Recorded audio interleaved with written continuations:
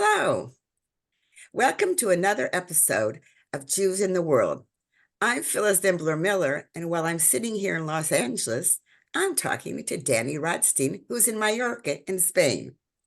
He moved there in 2014, and he's going to share with us what he found when he arrived and what he has done since, which is pretty amazing, including the documentary that I just watched of his about the Jews who he's going to pronounce the word and explain on the island, and then his new documentary that he's working on. Okay, Dani, start with, why did you come to Majorca in 2014?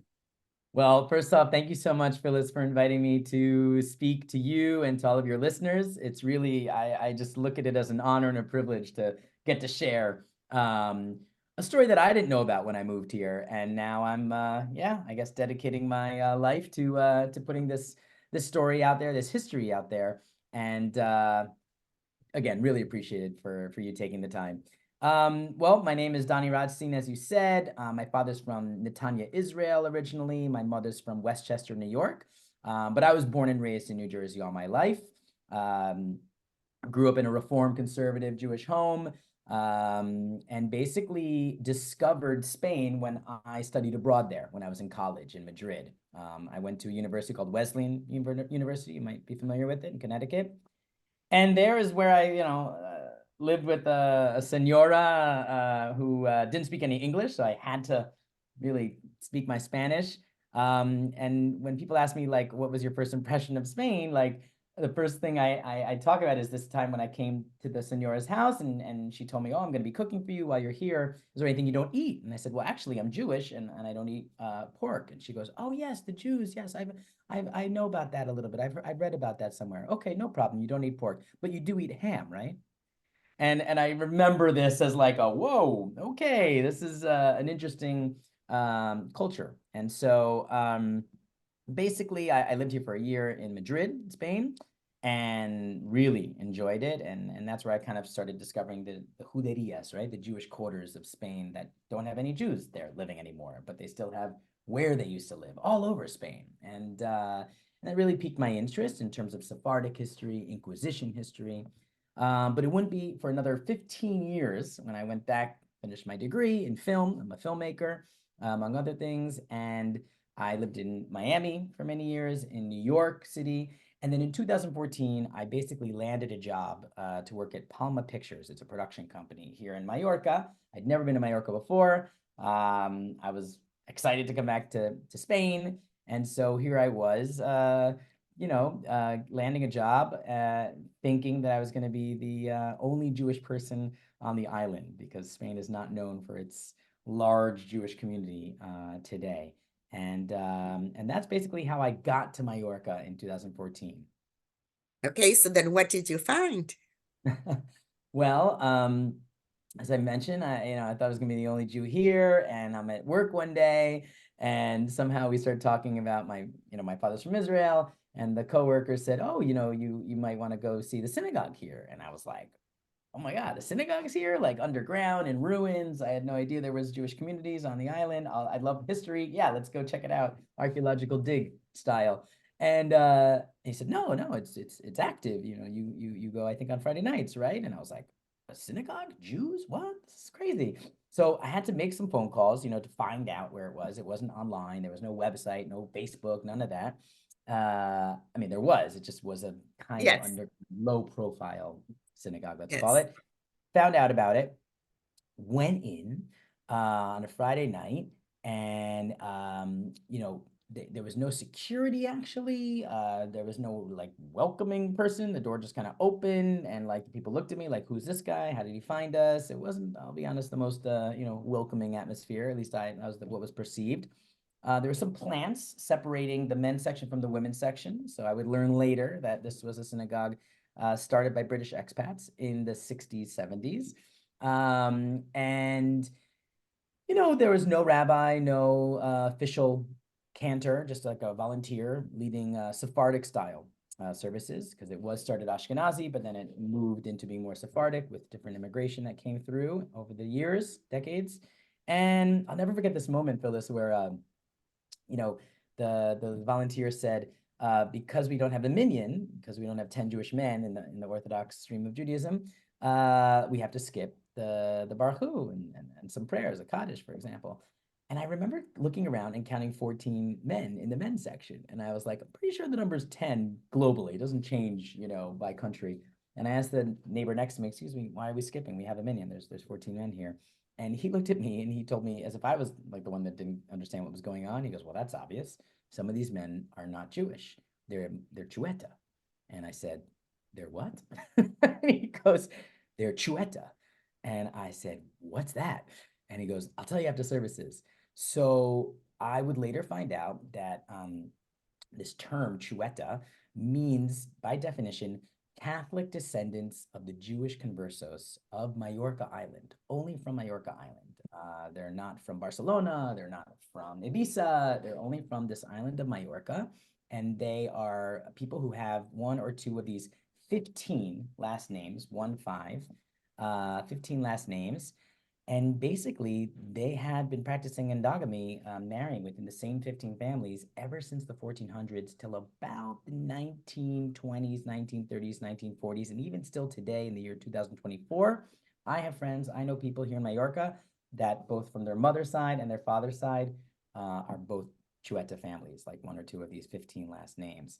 And I was really blown away because suddenly I was learning that, okay, there are people who basically were raised Catholic, but that come to services every Friday night that don't get counted by the local community here as Jews, but still keep coming when we have problems getting Jews to come to synagogue, in the States and all over the world, technically. So it was really something that kind of, you know, created lots of sparks in my head and made me super interested. Basically, Phyllis, because I'd gone to all these Jewish quarters and I found, a synagogue in Cordoba, a synagogue in Toledo that you can visit as a tourist. Yes.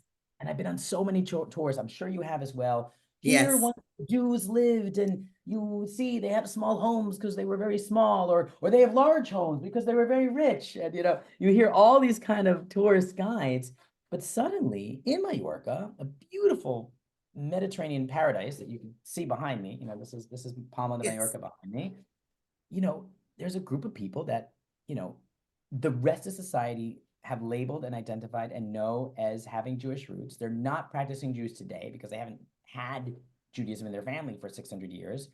Yet they were interested in reconnecting with their Jewish roots. And I learned this incredible story about discrimination and persecution, identity, community, all of it. And it really piqued my interest. And yeah, that was a big turning point in my life, I have to say. Before we go on a little further, I want to say, because I was lucky enough to hear Danny on a panel the other day, that when I use the word Muranos, I shouldn't be using it, and I should only use conversos. And why is that? Basically, for the implication of what that word means. And I have a very fun anecdote that you'll appreciate. So you'll appreciate this as well. I met my wife, Carla. She's from Barcelona only 3 weeks after I got to Mallorca. It was kind of a Besheret moment, Yeah. right? I moved to Spain when I was supposed to move to Spain. And so she was living in Barcelona at the time. I was in Mallorca. We met in Barcelona at like a friend's party and we dated long distance and I convinced her to move to Mallorca. When she moved, only after a month of living here, we spoke about getting a dog. Let's see how we do as a couple. Let's adopt a dog. Well, once again, lo and behold, Besheret, karma, whatever you want to call it, a dog appeared from a neighbor of ours, and his name is Taco. He's here with us today, and we took him in. And one of our first times walking around the neighborhood together, he started eating something disgusting and gross off to the ground because he was a street dog. And Carla goes, "Hey, what are you doing, you little marrano?" And I go, "Excuse me? Did you just call our dog a secret Jew, like a Christian that's secretly practicing Judaism? Like, because I learned the word Marano in Hebrew school in New Jersey, Right. and I thought it Right. meant secret Jew or converso." She goes, "What are you talking about? Jewish? Why are you saying that?" I go, "Because Marano means secret Jew." She goes, "No, it doesn't. It means you filthy animal, you pig. You're like a pig. You're eating something gross, disgusting. You're eating something you shouldn't be eating." And I was like, again, light bulbs going off in my head. Marrano comes from the word marran, which means pig. And it's like calling someone a derogatory term, an insult, you little marrano. And it also can come from the word marar, which means to make a mistake, to make an error. So there's many different etymological ideas of where this word comes from. Xueta, by the way, very same deal, right? Xueta is a Catalan word because they speak Catalan here in Mallorca. Actually, it's a dialect. It's called Mallorquin, right? They speak Mallorquin in Mallorca, but it's from the same family as Catalan, which is completely separate from Spanish, two separate languages. And Xueta could come from French, which means chien, which means dog. You know, when you call someone a dog, that's not nice. Chouette is like a female owl, a dark, ominous bird, you know, again, not to be trusted. I don't really go for the whole French stuff because we don't speak French here. We speak Mallorquin. But so I think it comes from the word, and what I've researched, shuya. Shuya means bacon or pork. So similar to marrano, right? Pig, pork. Mm-hmm. The Xuetas all lived in a certain area for centuries, and everyone had these names that everyone knew about. So everyone knew who the Xuetas were. It was not a secret, right? They were discriminated against. So legend says, and I believe it to be true, outside their homes, they would cook bacon and pork in public to show everyone that they were no longer keeping kosher. They're not Jewish. Look at me. I'm Catholic, just like you. But maybe some of these families were, you know, crypto-Jewish, meaning still holding on to a Jewish identity. And maybe they did this outside their home and they didn't eat bacon and pork inside their home. Maybe. I think it was a very small percentage. The other is the word for Jew in Catalan or Mallorquin is Jueu, Jueu, Jueu. And a not nice way to call someone Jewish is Jueto, you little Jew. So listen to it. Jueto and Chueto. Sounds very familiar. So we think, I've been saying this lately, Chueta might be a weird amalgam of this idea of you little, you know, Jewish bacon eater. It's like a weird way to, again, a derogatory term. So yeah, should not be using the word Marano. We should be using the terms converso. In Hebrew, it's B'nai Anusim, children of the forced, because they were forcibly converted. New Christians, Cristianos Nuevos is what Right. you'll see in a lot of Inquisition records as well, because they just became Right. Christian, right? They were Jews all for eons at this point, centuries, and they just became Christian. So these are all the terms that are kind of floating around academia. But once again, I studied this pretty prolifically when I was living here in Madrid. Hadn't been to Mallorca, it's true. I'd only gone to Ibiza, but it's funny that in all of my reading, you know, never really came across this term Xueta. And a lot of people that I'd spoken to since moving to Mallorca and learning about the Xuetas also have not heard about it either. Okay, let's spell it though in English, just to show people. You spell Sure. it. It doesn't look anything like what he's saying. No, it doesn't because, well, in what's it called? In Spanish, you would see Chueta, chueta, like the ch. But in Catalan, the local language, it is actually spelled, and I can actually, you know, pull it up for you. It's actually spelled like, oh, I can't pull it up for you. Disabled screen sharing. Sorry, should have looked at that earlier. I was going to share my screen and show you how it's spelled. It's Xueta, Chueta with an X. And his documentary that he's going to talk about, now I'm going to try and practice saying it, is called Xueta Island. Island. Chueta, Yes. you got it. Yes. Okay, I'm just going to say as an aside, I told Dani that my husband Mitch and I were actually in Mallorca in 1978.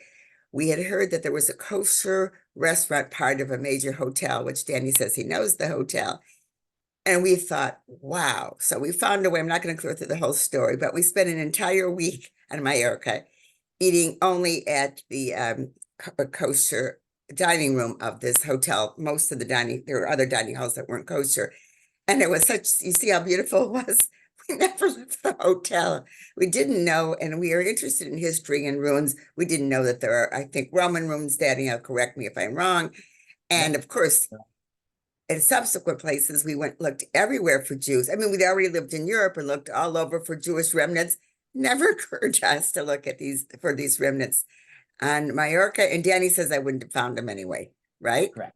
Yeah. It was not even 1970s. It was not something that was talked about, to be honest. It was sadly a very taboo topic, right? And yeah, you would not have actually found much in the 70s as well. There's a really fantastic book, Phyllis, written in the 1970s by Kenneth More called Those of the Street. And once again, he talks about how when he first got to Majorca to live there, he asked if there were any Jews or Jewish community, and everyone said, no, no, no, of course not. You know, that's the Inquisition has been here, and there's absolutely nothing. And then, once he got to be there for a while, he asked again some local people, and they said, actually, they're he said that they're all on Silvermaker Street, which is where the Xuetas. Here's how you spell it. I got it finally pulled up here. Very L nice. the Xuetas. That's the local language of Mallorquin. Um, the Xueta families still in the 1970s, 80s, up to the 1990s, that's just 20 years ago, all lived on Carrer de Argenteria, Silvermaker Street. Not all of them, they all lived all over the island, but they had their businesses, jewelry businesses, 34 jewelry stores, one after the other on this tiny street, all owned by Xueta families in the 1990s. Now, sadly, there's only about 3 left. They've all changed due to global tourism, and there's only pizza shops and ice cream shops and clothing stores. But they all used to be in these tiny jewelry stores. It's rather incredible. Well, one of the things that I found really interesting is that we all know 1492, the Jews were expelled from Spain. But the part now I'm confused whether you talked about it in the panel or I saw it in your documentary, but explain why in 1492 there weren't any Jews in Majorca because 60 years earlier, right? You tell the story. No, no, yeah, you're absolutely right. There's been medieval Jews living on the Balearic Islands since the year 418 Common Era. That's when it's first written about that Jews live here by Bishop Severus. And then we know there are Jews living, all the way through, even under the Moors, who were in charge of the island from 900 to the 1200s. And then the Catalan Reconquista, right? The Kingdom of Aragon conquered the island from the Moors, kept the Jews because the Jews were so important in medieval times, being bankers, administrators, merchant traders, money lenders, because the Catholics weren't allowed to be money lenders. So the Jews were given that job, which kind of put them at odds because no one wants to, owe money to anyone. So then in 1391, this was one of the reasons why there was a terrible pogrom in Majorca and all over Spain, actually. Hundreds, if not thousands, of Jewish quarters were destroyed and Jews were massacred, killed, 300 to be specific, here in Majorca. And other towns within Majorca, the island, were the Jewish quarters were extinguished, and the Jewish communities were basically wiped out, except for Palma, the main city of Majorca. And it actually lasted up into the year 1435. And that's what you're talking about, when there was going to be another massacre. And this time they gave them an option saying you could convert or you could die. That's your option. You get to choose. So obviously, I don't know about you, Phyllis, but if I was in my shoes, I would most likely have chosen to convert to save myself. And hundreds of Jews were forced to go into the Church of Santa Eulalia. That's a church that we can still access today when I take people on my tour there. And they walked in and had holy water sprinkled all over them, and with a couple snaps of the finger, they suddenly were no longer Jewish, all hundreds of them at the same time. And they were baptized, and they were then considered to be Catholics.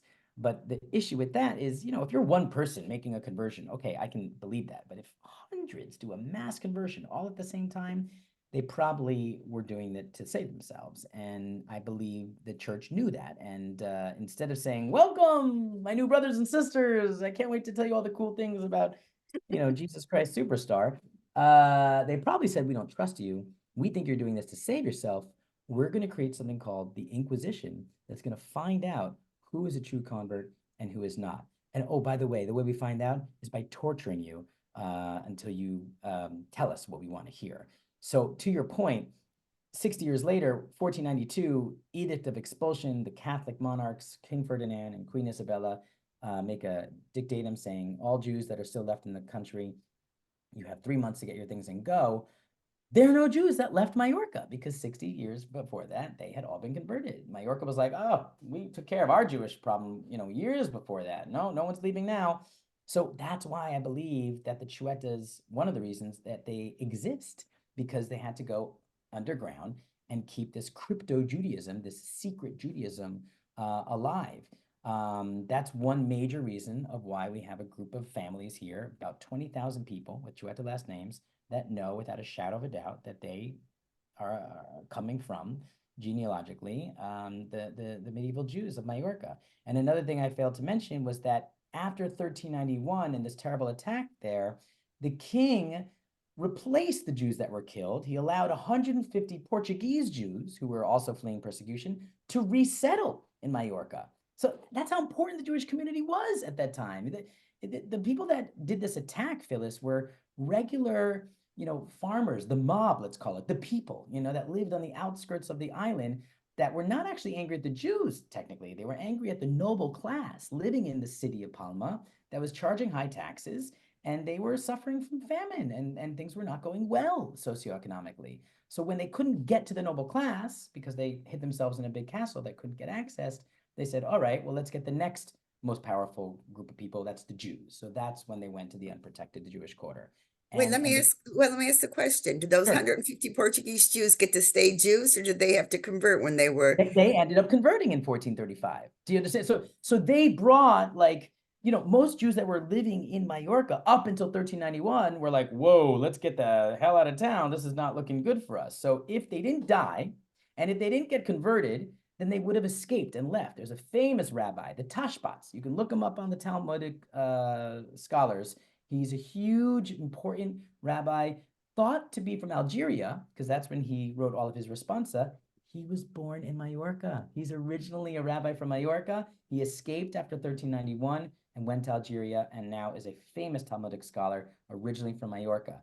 So, a lot of Jews weren't left after this attack of 1391. So the king allowed these Portuguese Jews to come in. They brought a new, fervent Judaism, and that kept it going, and then was squashed in 1435 when they were forcibly converted. Got it. Got it. But I what fascinates me most is that for 600 years, if my math is right, those 15 last names, people having those 15 last names, were discriminated against. I just find that fascinating. And I can tell you the why. There's two main reasons. One is that when you were convicted by the Inquisition, remember, you're guilty until proven innocent, not the other way around. You go into torture.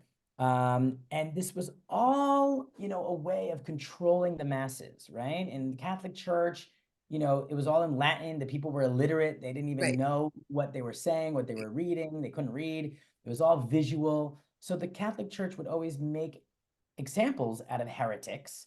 And by the way, it wasn't only Jews. I mean, there was people who were caught practicing Islam, which was very few, homosexuals, gypsies, maybe mentally challenged people, anyone that wasn't Catholic and in good condition, whatever that means in the Inquisition terms, would have been, burned at the stake in front of masses of people. It was like a show. I mean, you have to really try and put yourself in that time of history. It's not like today.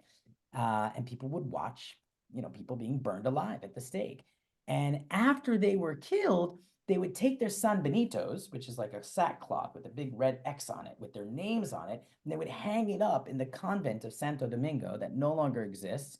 And that's where people would remember the names. That's how, sadly, the stigma would be passed down from generation to generation. I mean, can you imagine, Zimbler and Miller and Rotstein hanging up on a church, and all of your friends that you're doing business with and trying to have a normal society with would constantly see your name hanging on the church? And what people don't realize, Phyllis, is that the Inquisition was instituted in Majorca in the year 1488, and it was only abolished in the year 1834. So we're talking about 400 years of persecution and awful discrimination. And in 1834 was when that convent was taken down. There's no more San Benitos. You can't even see them if you wanted to. but it got ingrained in the people's society. They know everyone here, if they are 40 years and above in the year 2024, can tell you at least one, two, if not five or six of the 15 Xueta last names. And because it's part of the culture now. People grew up. I met people who were my age when I told them about my documentary.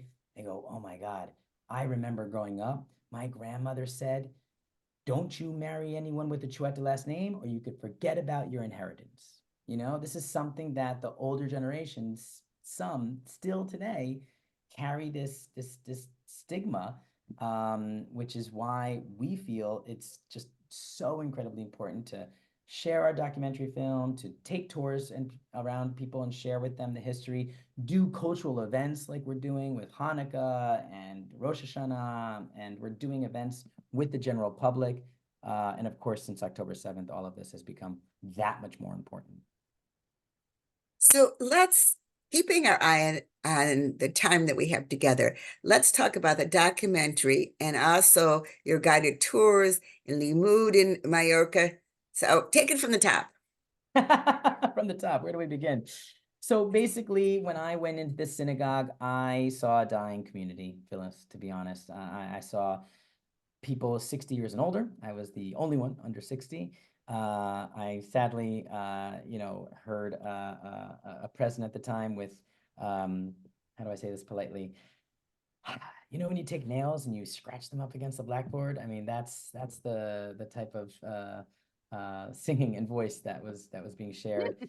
And I just saw a community that was aging out and really about to close down, unfortunately. And I approached the president at the time and I said, hey, I'm from the States. I went to Sleepaway Jewish summer camp. I'm a Madrid for teenagers. I could probably do some fun stuff. We could do a challah baking workshop. We could go to a bar during Purim. Like there's other ways to engage with Judaism, not just davening and having some potato chips and saying goodbye. And I didn't feel this sense of community. No one was inviting anyone to Shabbat dinners. Not true. The president did invite me a couple times to his house for Shabbat dinner, but he was the only one. And he helped me put up a mezuzah. He was a very lovely and kind human being, just that he was doing it all by himself and he was pretty burnt out, I believe is the expression.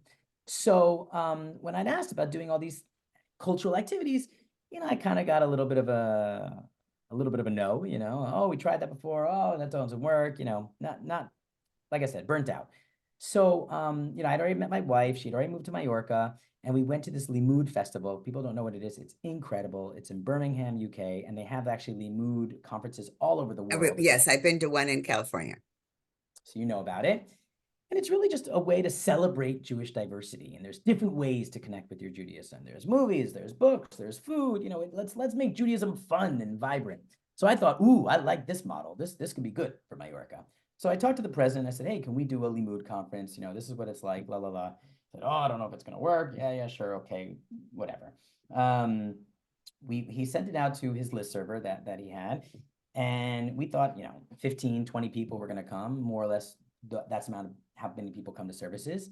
And Phyllis, we were blown away when over 90 people came to our first Limud Mallorca event, a conference that we had lectures in Spanish, in English, and in Catalan, the local language here.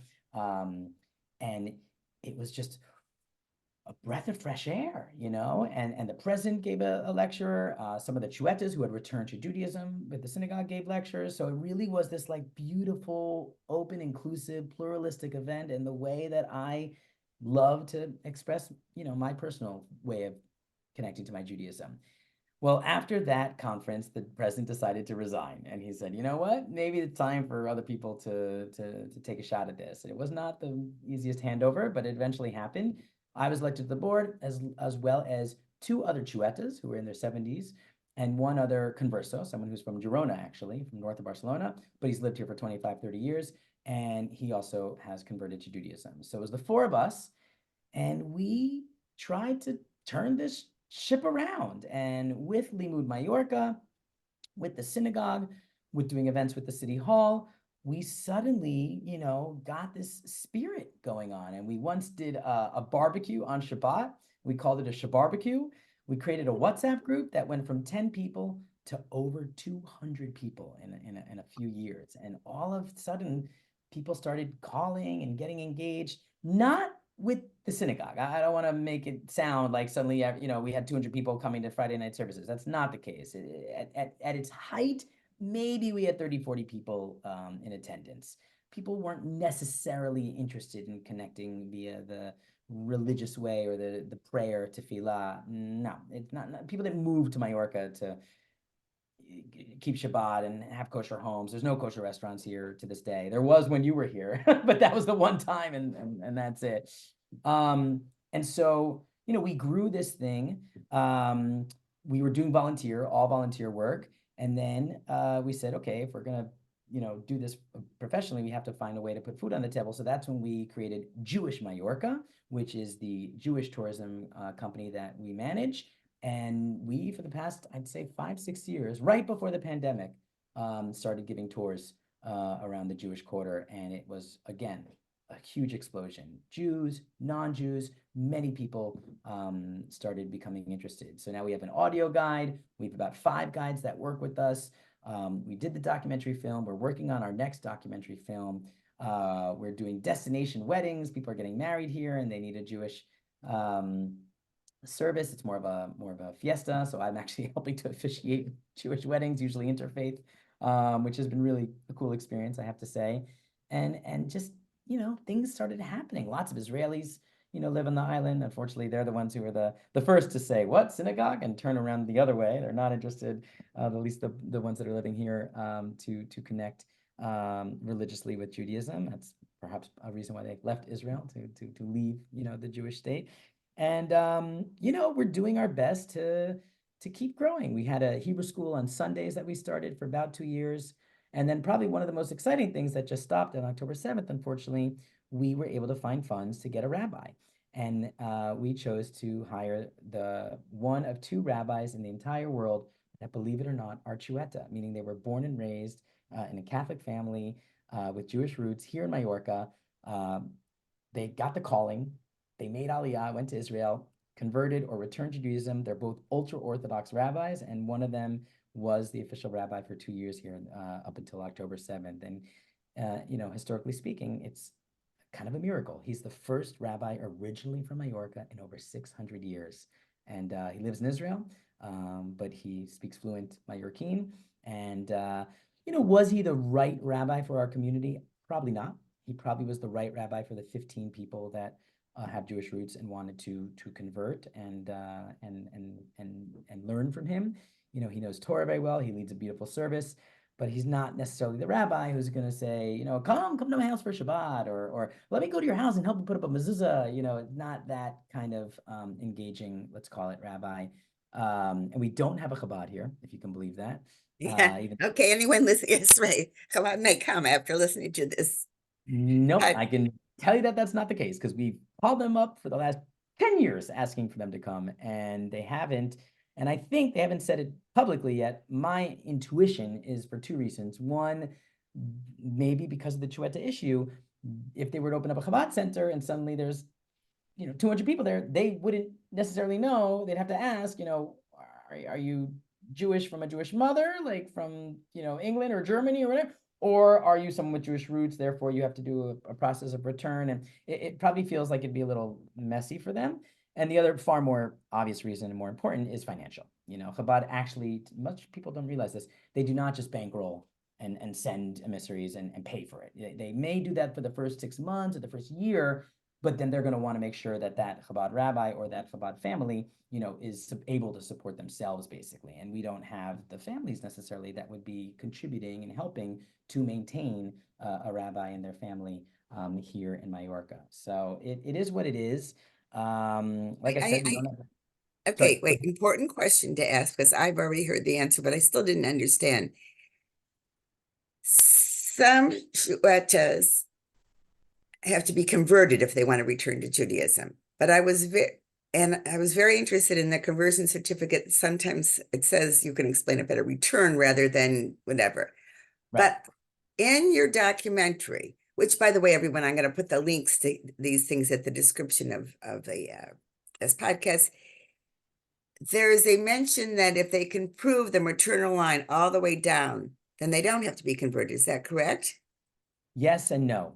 So there's basically a debate going on within these circles that, if you don't know if you have any Jewish roots and you want to convert to Judaism, especially halachically via the Orthodox stream of Judaism, I think we can both, you and I, agree that it ain't an easy thing. There's a lot of study involved. There's a lot, you got to Right. go in front of a Beit Din.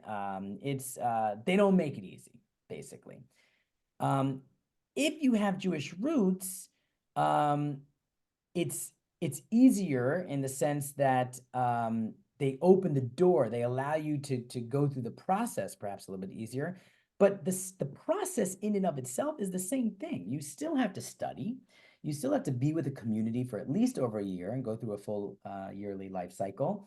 You have to go in front of a Beit Din, and you eventually go into a mikveh and do the immersion. The only difference is the certificate that you get at the end of this process. If you're converting, it says you converted to the Jewish people. If you have Jewish roots and they're able to prove basically with your mother's line that you've always been Xueta with one of these 15 last names, the certificate you get says you are returning to the faith of your ancestors, which of course for them is very important. It's like the Jewish people are recognizing that you came from Jewish roots and that all you're doing is returning back to your family. But the real nitty gritty, the practice, the process, I should say, of coming back to the Jewish people is still the same. It's not like someone can walk into our synagogue down the street now and say, look, my last name is Bonin, which is a Chueta last name. Right. And then suddenly you just count as a minion. That wouldn't be fair for the other people who spent a lot of time, years trying to convert and get back to the Jewish people. So it is tricky. It's blurry. It's messy. But this is all stuff that is happening as we speak. And that's why I'm so excited to share all of this with you, because I feel like we are living in incredible history, like what I just shared with you with the first rabbi in 600 years. Like, this is all really, really exciting. Now, does everyone find it as exciting as I do? Probably not. So that's where our challenge comes in, right? Like the people that have returned to Judaism, they're on their way out. They're in their 70s, 80s, and sadly, their children and their grandchildren are not interested. They're not interested in going to mass, going to a mosque, or going to a synagogue. Like religion amongst younger generations is not that popular, let's call it. Now, what I'm interested is we have a 5-year-old son named Oren, and we want him to have Jewish friends here, and we want him to learn what being Jewish is and being proud of it and celebrate the holidays and not be afraid and be open. That's our personal, interest. And so there is some cross-generational conflict, if for lack of a better term, where I'm focused on the future of Judaism with our children, and the Xuetas are probably a little bit more focused on their legacy, right? Leaving behind this like important story that's been 600 years long and now is coming to a close because the Xuetas are not a special group of people anymore. It's gone from being a stigma, it's gone from being taboo, and now it's just kind of being forgotten about, which is why our documentary was really well received amongst the local population. People were very happy that we made this film in English as well, with English Yes. subtitle, to share this history with as many people and share the history with local people. I can't tell you, Phyllis, how often I'm on a tour with local public schools and I show the 15 names, and there's always at least 2 or 3 students that look down and say, "That's my name. Oh my God, I had no idea that I have Jewish roots." So all of this is still coming up, and for that reason, it's still pretty exciting that I get to share all of this with you and all of your listeners. So where I was able to see the documentary through a screening through a Jewish organization, where can other people see the documentary? So you'll put the link, I'm sure, afterwards, but basically you could see it behind me. It's XuetaIslandTheMovie.com. Okay, all one word, all Right, together. right. I've got it. I'm going to share it. And then So how can they actually screen it? right. So, well, there's 2 options. One, ChuetaIslandTheMovie.com. You can contact us, reach out to us. And if you are just one person and you just want to rent the film online, you can make a contribution for 18 euros, I believe. and you make the contribution, and then you get a private link that's like open for a couple days, and you screen it in your own home and you watch it individually, no problem. The other far more interesting, and I would rather encourage this, is if you'd like to organize a screening for your community, for your synagogue, for your men's group, women's group, whatever, movie group, then that can be arranged as well, which is really exciting because you get to watch it with other people, and then have a discussion afterwards. And we do virtual screenings and virtual Q&As. That's what you saw, which is really cool because people get a link, they watch it for a couple of days, 3 days, let's call it, and then they come on the Zoom where we can have myself and the two other co-directors, Felipe Volokita, who lives in Israel, and Ofer Lazawicki, who lives in Barcelona, two incredible, wonderful filmmakers who collaborated with us to make this beautiful film. We're so proud of it. We've been in, I think we're at like 50 different film festivals at this point, and we're just continuing to share it with more and more people. And we're really thankful for people like yourselves who are helping to get the word out. So thank you, Phyllis. Uh, I just love learning about these Jewish communities that I don't know about and sharing with others, because it's really important for all of us to understand such a rich history that it's not just, Ashkenazi. I mean, I'm just a boring Ashkenazi Jew. What I'm saying is that there's You and me both. so much more interesting um, experiences that we've had, and it's important to understand it. And with saying that, we've come to the end of the time. Is there anything that you want to add that you think that's really important that I've missed? I do, and Okay. that's inviting you to have an offline conversation with me, because during the pandemic, we actually did jewishvirtualtours.com, and we have Jews and non-Jews who are telling Jewish histories of over 100 different places all around the world. So for your podcast or vodcast, I think it would be amazing for me to help you connect with people all over the world to learn about these Jewish stories. And I also want to share with your viewers about our next film project called Reemerge. It's the website is reemergeproject.com, I'm and sharing it's, this too. thank you, and it's showing the crypto Jewish people with Jewish roots experience all over Latin America. So our thesis is that this is not just happening in Majorca, it's happening in New Mexico, in Puerto Rico, in Brazil, Mexico, Ecuador, Colombia. There are Christian groups, mainly evangelicals, who are kind of waking up and realizing that they may have Jewish roots. Some do, some maybe don't, but they are still wanting to become a part of the Jewish people. Many of them are getting sadly rejected by the Jewish organizations, which I can understand. You have 200 people that want to convert to Judaism all together. They're from a church. It sounds a little weird. I get it. I get it. So they're like, okay, if you don't want to convert us, we're going to just do it ourselves. So they're creating their own communities, learning online on YouTube, maybe getting some help from different rabbis virtually, and they're converting many of them to being Orthodox synagogues. And I visited them, I spent Shabbats with them, and it's inspiring. And my message to the world is be open to things that might make you feel a little bit uncomfortable, because you'd be surprised what you see. And it's amazing to see people who are speaking better Hebrew than I do, and know the laws better than I do, and read Torah better than I do. I mean, I don't really read Torah. So, and my thesis is that these group of people are at a point where there might be up to 200 million descendants of the Jewish conversos in Latin America. And you compare that with, what are we at?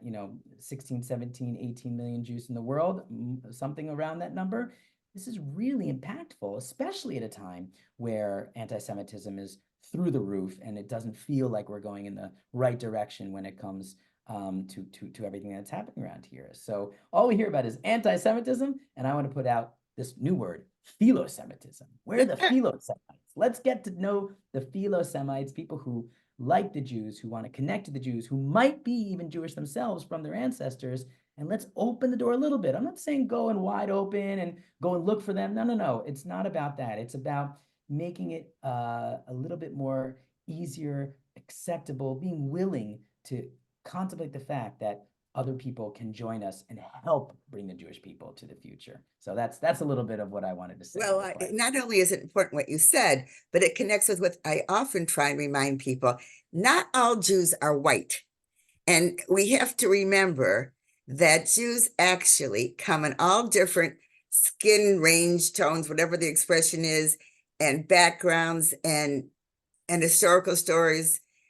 Not all were affected by the Holocaust in any way. And the world is so large. That's why I called this playlist Jews in the World. And we need to open our minds to understanding that. So I thank you. I find this such an incredible talk, and I will share it and you'll share it. Bye.